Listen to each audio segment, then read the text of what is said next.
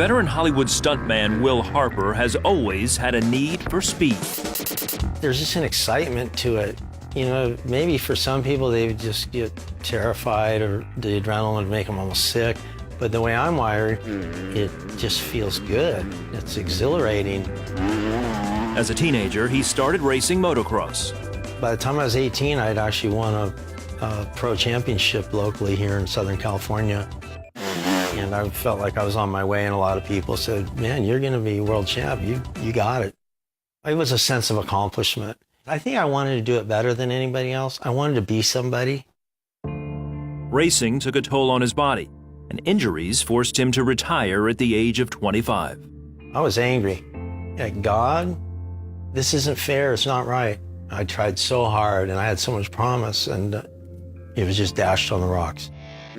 Around this time, a friend offered him work doing motorcycle stunts in movies and television. I still had good skills, and I didn't have to win a race. All I had to do was ride well enough to get a shot, which I could do that easily, and quickly became a top stuntman in Hollywood. The A-Team TV series, I doubled Sylvester Stallone in Rambo, or the First Blood movie. While working on the movie The River with Mel Gibson, he found out how dangerous stunt work really was. I'm beating the windshield out as they're driving in about 5 miles an hour, and then I jump up to go after Mel, and the guy next to him is supposed to throw me off, and 6 stunt guys are running to catch me. They got all fired up, and they knocked my safety guys out of the way. I bounced off one of them, went right under the truck, and I got those dual rears right over my chest. And it sounded like dried twigs snapping. It was horrible. I knew I was dead.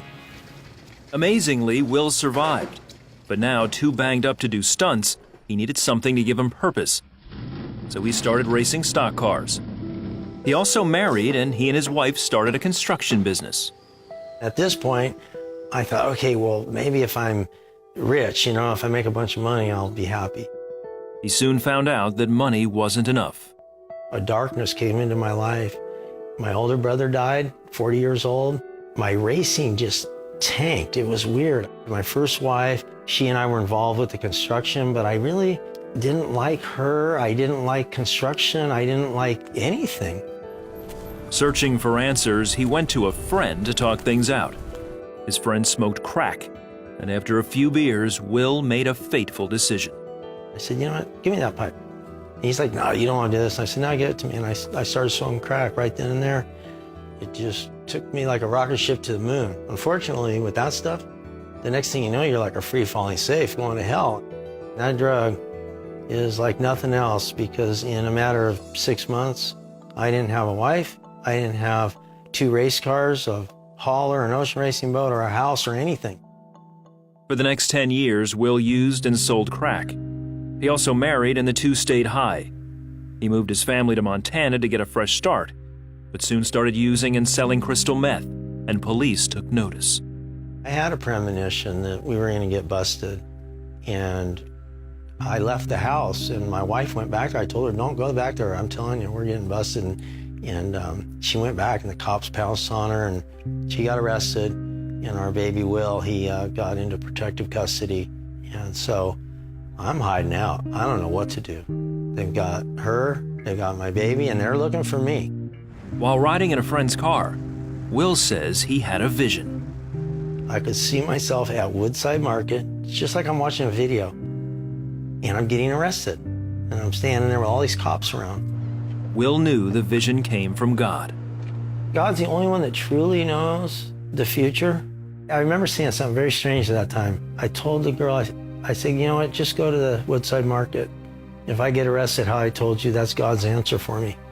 And the very first car that drove by was a Ravalli County Sheriff. It was just like somebody pointed me out, because he just looked me right in the eyes and pulled in there. And the next thing I know, I'm handcuffed, and all these cops are there, and I'm seeing the exact scene that I'd seen in my mind. Will faced a 100-year prison sentence, and by now he and his wife were divorced. But he knew that somehow God had a purpose in his arrest.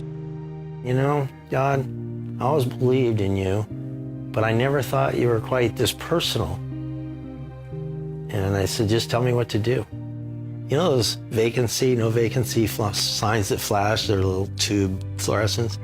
I could see that in my head going, read the Bible, read the Bible. For 4 months, Will studied the Bible. And one day, I was reading about Jesus on the cross, and he just died, and the centurion said, this is an innocent man, this is the Son of God.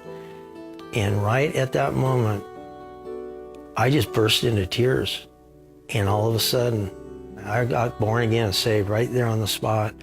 I knew who Jesus really was. It wasn't just words. I had an understanding for the Bible. I went from hating it to loving it. Will was discipled by a local pastor that worked with inmates. Also, the judge reduced his sentence to only 2.5 years. It was so overwhelming in so many ways, and I felt his love. And I felt free for the first time. And I truly was free. He was released on parole, and he called his brother Tom, who was also in the film industry. The two hadn't spoken in years.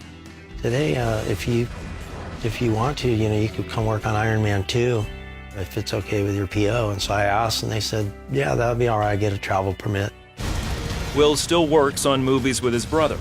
He's also back to racing motocross. In time, he reconciled with his son. And now the thrills and his purpose come from a different source. Don't get me wrong, the stunt business is incredible. It's exciting. The motorcycles, it's all exciting. But it's nothing compared to working for God. Working for the creator of the universe, I mean, it's a privilege and an honor, but to me, it just does something inside my heart. When I got born again and accepted Jesus as my Lord and Savior, up till that point, it seemed to me like everything that could possibly go wrong went wrong in my life. And now, I embrace the day, even the hard days. I'm excited about life. What a difference. What a difference a Savior makes.